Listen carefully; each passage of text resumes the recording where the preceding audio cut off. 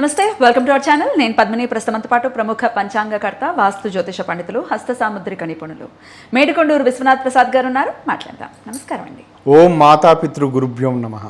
నమస్కారం సార్. చక్రాల గురించి అంటే శరీరంలో ఉండేటటువంటి షట్ చక్రాల గురించి వివరిస్తూ ఉన్నారు మీరు. అయితే ఈ షట్ చక్రాలకి అస్ట్రాలజీకి కూడా ఖచ్చితంగా రిలేటబుల్ టాపిక్ అని చెప్తూ ఉన్నారు. కాబట్టి సో ఈ అనాహత చక్రం, ఈ అనాహత చక్రానికి ఉండేటటువంటి సిగ్నిఫికెన్స్ ఏంటి, దాన్ని యాక్టివేట్ చేసుకోవడం వల్ల మనకు వచ్చేటటువంటి ఫలితాలు ఏమిటి, అసలు ఎలా యాక్టివేట్ చేసుకోవాలి, అలాగే ఏ గ్రహం రిలేట్ అయ్యి ఉంది దీనికి, ఇవన్నీ ఒక్కసారి మీ ద్వారా తెలుసుకోవాలనుకుంటున్నాను సార్. మీ ప్రస్తావనలో మొదట ఎస్ట్రాలజీకి కూడా రిలేట్ చేయొచ్చు కదా అని అన్నారు కదా. ఇది ఎసోట్రిక్ ఎస్ట్రాలజీ అని నిగూఢ జ్యోతిష శాస్త్రము అనే దాని మీద. దాని తర్వాత మేడం బ్లావెట్స్కీ గారు రాసిన సీక్రెట్ డాక్ట్రిన్, అలా చైనా పద్ధతుల్లో, బౌద్ధ పద్ధతుల్లో, హిందూ పద్ధతుల్లో, వీటిల్లో శరీరంలో మనకు కనిపించని కొన్ని చక్రాలు ఉంటాయని, కొన్ని ప్రత్యేకమైన నాడీ వ్యవస్థతో కూడిన ఉంటాయని, వాటిని ప్రభావితం చేయటం ద్వారా కొన్ని సిద్ధ విద్యలు వస్తూ ఉంటాయని అదొక రకమైన నమ్మకం. చాలామంది ఆ విధంగా ప్రాక్టీస్ చేస్తూ ఉంటారు. దాన్ని కుండలిని యోగ సాధన అంటారు. అలానే ఒక్కొక్క చక్రానికి ఒక్కొక్క ఆధిపత్య గ్రహం ఉంటుంది. ఆ గ్రహాన్ని జాతక చక్రంలో ఆ గ్రహానికి సంబంధించిన ఏదైనా దోషాలు ఉన్న సన్నివేశాల్లో, సందర్భాలలో వాటిని అధిగమించడానికి వేరే పూజలు ఇటువంటివి ఏమీ చేయకుండా తమంతట తాము, అంటే సహజంగా శంకరాచార్యులు వారు చెప్పినట్లు దేహో దేవాలయో ప్రోక్తో అన్నట్లు, దేహమే దేవాలయం అన్నట్లుగా శరీరంలోనే వాటిని గుర్తించి వాటిని చేయటం అనేది ఇక్కడ కాన్సెప్ట్. ఈ కాన్సెప్ట్ని మొట్టమొదటి స్పిరిచువాలిటీకి సంబంధించి చూసుకుంటున్నప్పుడు దానికి సింప్లిఫైడ్ కుండలిని యోగా ద్వారా దాన్ని చేస్తుంటారు ఆ స్పిరిచువాలిటీకి. ఇందులో ఈ అస్ట్రాలజీకి సంబంధించి రెమెడియల్ మెజర్స్కి సంబంధించి చూసుకుంటున్నప్పుడు ఈ చక్రాలను ప్రభావితం చేయటం ద్వారా మనకి ఐహికపరమైన, అంటే మనకి డే టు డే లైఫ్లో వచ్చే సమస్యలు, వాటిని అధిగమించడానికి, ఏదైనా ఏ సమస్య అయినా రావడానికి కారణం మన మానసిక స్థితి. అది ఆ సమస్య, నిజానికి సమస్యలు అందరికీ వస్తూ ఉంటాయి, కానీ ఆ సమస్య తీవ్రతను వారు గ్రహించే స్థితి, దానికి రెస్పాండ్ అయ్యే స్థితి వారి మానసిక స్థితి మీద ఆధారపడి ఉంటుంది. అందుచేత కొంతమందికి ఆ సమస్య తీవ్రంగాను, కొంతమందికి చాలా తక్కువగాను అనిపిస్తూ ఉంటుంది.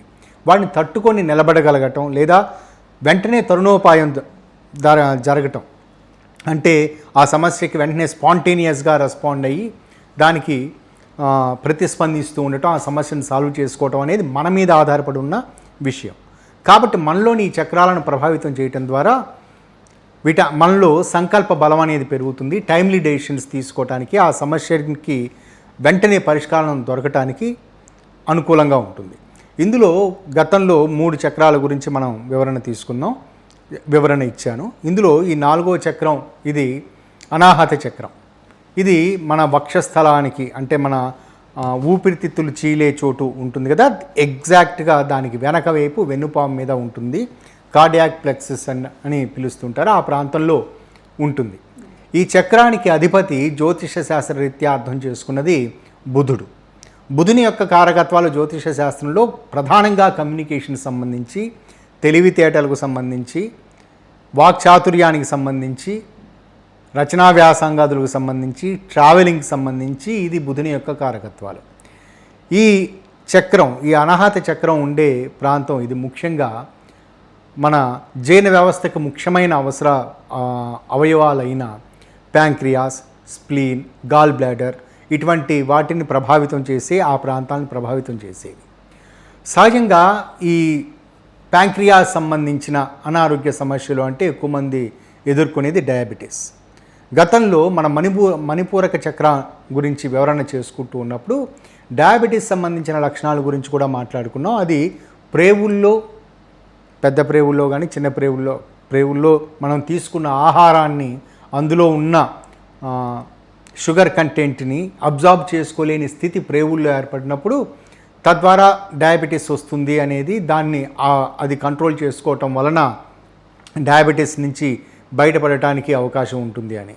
ఇక్కడ ఇన్సులిన్ ఉత్పత్తి చేసే అవయవం అయిన ప్యాంక్రియాస్ సంబంధించి ఏదైనా సమస్యలు ఏర్పడినప్పుడు అధికంగా ఉత్పత్తి చేయటం కావచ్చు, లేదా తక్కువగా ఉత్పత్తి చేయటం కావచ్చు, లేదా కొన్ని సందర్భాలలో గాల్ బ్లాడర్లో స్టోన్స్ లాంటివి డెవలప్ కావటం, స్ప్లీన్కి సంబంధించి అని అనుకున్నప్పుడు రక్త కణాలకు సంబంధించిన విభజన జరిగేది.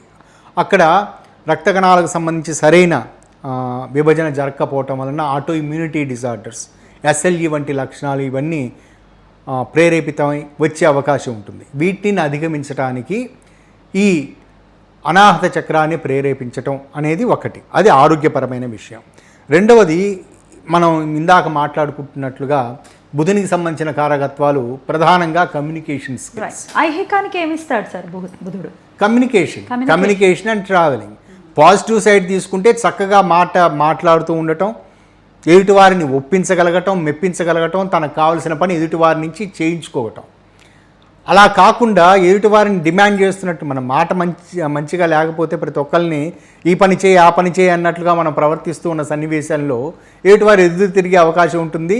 మనం సున్నితంగా మాట్లాడకుండా, వారికి అనుగుణంగా మాట్లాడకుండా ఉన్న సందర్భంలో మనకు అనుకున్న పని జరిగే పరిస్థితి ఉండదు. ఈ విధంగా ఎక్కువ సందర్భాల్లో ఇటువంటి మానసిక స్థితి, ఎదుటివారిని డామినేట్ చేస్తూ సరైన కమ్యూనికేషన్ మెయింటైన్ చేయకపోవటం, కొన్ని సందర్భాల్లో తెలియని విధంగా మిస్కమ్యూనికేట్ కావటం.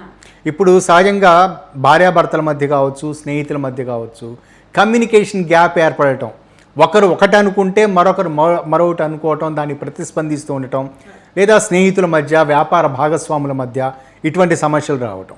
ఇటువంటి సమస్యలు వస్తున్న తరుణంలో ఏమవుతుందంటే వైవాహిక జీవితంలో స్పర్ధలు మొదలవుతాయి. నాకు ముందుగా చెప్పలేదనో, ముందుగా చెప్పినా నువ్వు వినలేదనో రకరకాల పదాలు ఈ విధంగా వస్తాయి. భాగస్వామి వ్యాపారాదులకు సంబంధించి ఇదంతా నాకు తెలియకుండా మా భాగస్వామి ఈ విధంగా ఏదో ఓ నిర్ణయం తీసుకున్నానని గిల్టీగా ఎదుటివారి ఫీల్గా అయ్యే పరిస్థితులు ఇటువంటివన్నీ ఉంటూ ఉంటాయి. వీటి కారణం చేత వ్యాపార నష్టాలు వచ్చే అవకాశం ఉంటుంది.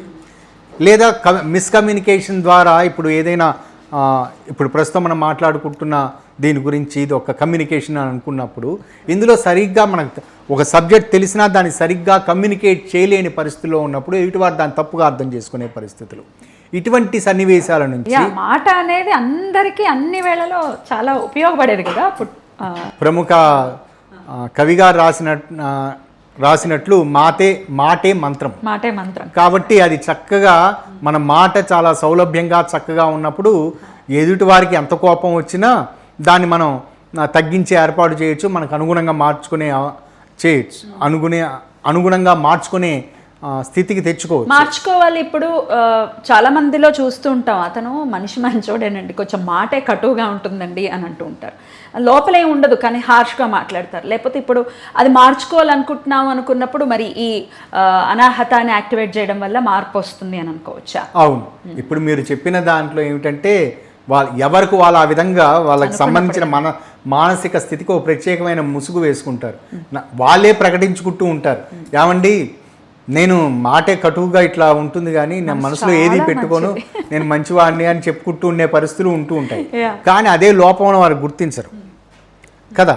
ఇటువంటి పరిస్థితుల్లో వీటన్నిటికి వారిలో ఉన్న లోపాలను వారు గుర్తించిన సన్నివేశాల్లో అనారోగ్యానికి సంబంధించి కానీ లేదా ఇటువంటి వాళ్ళ ప్రవర్తన సంబంధించిన విషయాలు కానీ వీటన్నిటికి సంబంధించి బయటపడటం కొరకు ముందు ఈ అనాహత చక్రాన్ని ప్రేరేపించుకోవటం.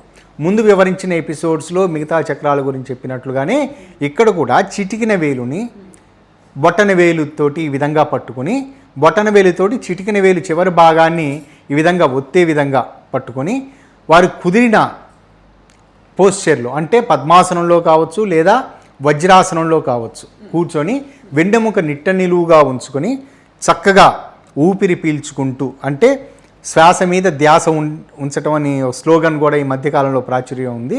అదేవిధంగా శ్వాస మీద ధ్యాస ఉంచి ప్రాణాయామం చేస్తూ గ్రాడ్యువల్గా ఈ అనాహత చక్రాన్ని ప్రేరేపితం చేసే బీజాక్షరాలు హ్రాం యం అనే బీజాక్షరం. రెండు చదవాలా? ఆ రెండిట్లో వాళ్ళకు అనుకూలమైనది హ్రాం, హాకి రావత్తు అం, హ్రాం కావచ్చు యం కావచ్చు, వారికి అనుకూలంగా వాళ్ళు నోటి తిరిగే విధంగా, వారి చెవులకు వాళ్ళకి వినిపించే విధంగా ఆ రెండిట్లో ఏదో దాన్ని చూజ్ చేసుకొని గ్రాడ్యువల్గా వాళ్ళ వెన్నుపూస మీద కాన్సన్ట్రేట్ చేస్తూ వాళ్ళు ఆ విధంగా చదువుతున్న సందర్భంలో కొంతసేపటికి, అంటే దానికి కొంత టైం ఇన్నిసార్లు చదవాలనేది పెట్టుకోకుండా వాళ్ళు బాడీ రిలాక్సేషన్ మోడ్లో ఉండి గ్రాడ్యువల్గా చదువుతూ ఉన్నప్పుడు కొంతసేపటికి వారు అలసిపోవటమో లేకపోతే అందులో లీనమైపోవటమో జరుగుతుంది.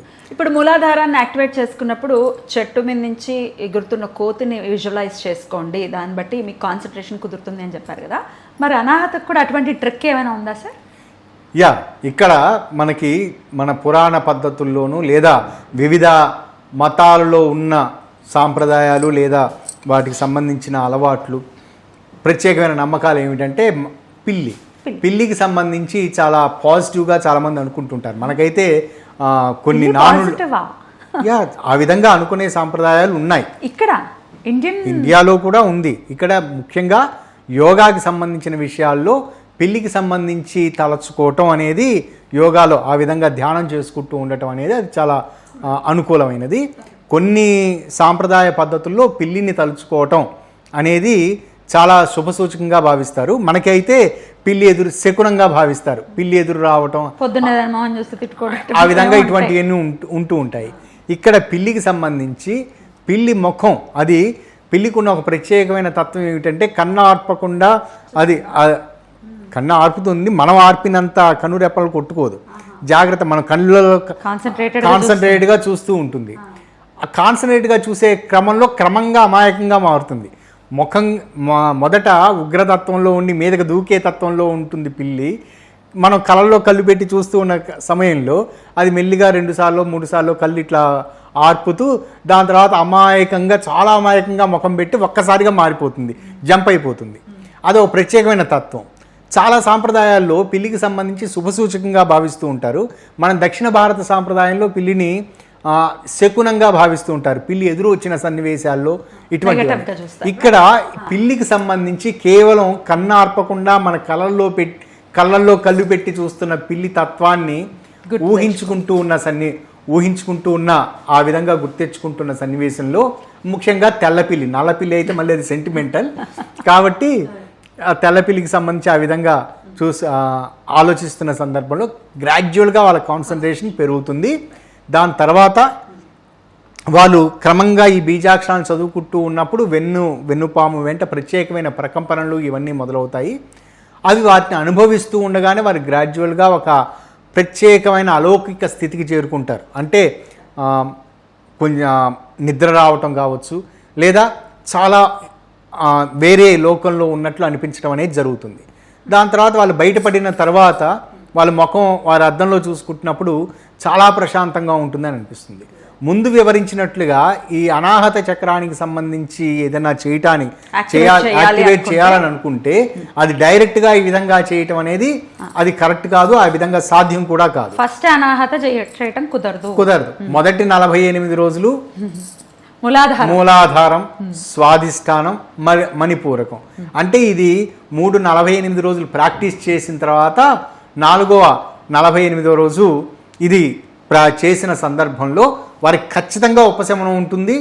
ఖచ్చితంగా ఇప్పుడు ఇన్సులిన్ డిపెండెంట్గా ఉన్న పరిస్థితి నుంచి తక్కువ మోతాదులో మందులు వాడే పరిస్థితి కావచ్చు, లేదా వాడకూడని పరిస్థితి కావచ్చు, అది డిపెండెంట్ ఇది కావచ్చు, లేదా తీవ్రంగా ఎవరి మీదన్నా కోపతాపాలు ప్రదర్శించే వ్యక్తి అకస్మాత్తుగా మారిపోయే పరిస్థితి, ఈర్ష్యాద్వేషాలను ప్రదర్శించే వ్యక్తి, వాళ్ళకి అర్థమవుతుంది కదా మన గురించి మనకి ఎదుటి వారి కంటే మన గురించి మనకు బాగా తెలుస్తూ ఉంటుంది. వారికి అర్థం అవుతుంది. ఎదుటి వారిలో వారు మనల్ని విమర్శిస్తున్నారు అనే దానికంటే ఓకే దాన్ని పక్కన పెట్టేద్దాం ఎందుకు అనే ఒక ప్రశాంతమైన ఇది వస్తుంటుంది. వీటి ద్వారా త్వరతగతిన నిర్ణయాలు తీసుకుంటూ ఉంటారు, అన్ని సక్సెస్ఫుల్ అవుతాయి. బ్యూటిఫుల్. మరి ఈ మూలాధారం, స్వాధిష్టానం, అలాగే మణిపూరక ఈ చక్రాలకి సంబంధించి చాలా విపులంగా తెలియజేశారు. ఖచ్చితంగా సెర్చ్ చేయండి, అవి యాక్టివేట్ చేసుకున్న తర్వాత ఆ వీడియోస్ అన్నీ చూసి ఏమి బీజాక్షరాలు ఉన్నాయి, ఎలా చెయ్యాలి అనేది చాలా బ్యూటిఫుల్గా ఎక్స్ప్లెయిన్ చేశారు. అవి యాక్టివేట్ చేసుకున్న తర్వాతే అనాహత దగ్గరికి రండి. రైట్ సార్, చాలా బ్యూటిఫుల్గా అద్భుతంగా మాకు తెలియజేస్తున్నారు అర్థమయ్యే రీతిలో. అయితే ఇంకొక క్వశ్చన్ అడుగుతాను. ఈ మూలాధారం అన్నీ వరుస క్రమంలో రావాలి అని చెప్తున్నారు కదా, మూలాధారం అయిపోయిన తర్వాత స్వాధిష్టానం. మరి నేను అనాహత చెయ్యాలి అని అనుకుంటే 348 అయిన తర్వాత అనాహత దగ్గరికి రావాలి కదా. మరి అనాహత చేస్తున్నప్పుడు మళ్ళీ మూలాధారం లం చదవాల్సిన అవసరం ఉంటుందా? ఉంటుంది. ప్రారంభంలో అది దానికి ఎక్కువ టైం పట్టదు. మొట్టమొదటి దాన్ని యాక్టివేట్ చేసుకున్న తర్వాత వారికి అనిపిస్తుంది మనలో ప్రత్యేకమైన మార్పు వచ్చింది అనేది ఎవరికి వారు పర్సనల్గా ఎక్స్పీరియన్స్ అవుతారు. ఈ అనాహతం దగ్గరికి వచ్చేసరికి వారు ముఖంలో మార్పును గమనించగలుగుతారు. రైట్. కాబట్టి దీనికి ఎక్కువ టైం పట్టదు. సో అనాహత దగ్గరకు ఆ ప్రాక్టీస్లో ఉన్నప్పటికీ లమ్ని ఎంతసేపు చేయాలి, లమ్ తర్వాత వమ్ ఇవన్నీ కూడా ఇవి మ్యాక్సిమం ఒక 3 నిమిషాలు 2-3 మినిట్స్ అవి చేసేసి అప్పుడు అనాహత స్టార్ట్ చేయాలి. అది వరుస క్రమం. చాలా అద్భుతంగా తెలియజేశారు. ఇక నెక్స్ట్ వీడియోలో విశుద్ధ చక్రం గురించి మీరు తెలియజేస్తే ఖచ్చితంగా తెలుసుకుంటాం. Thank you sir. నమస్తే. నమస్కారం.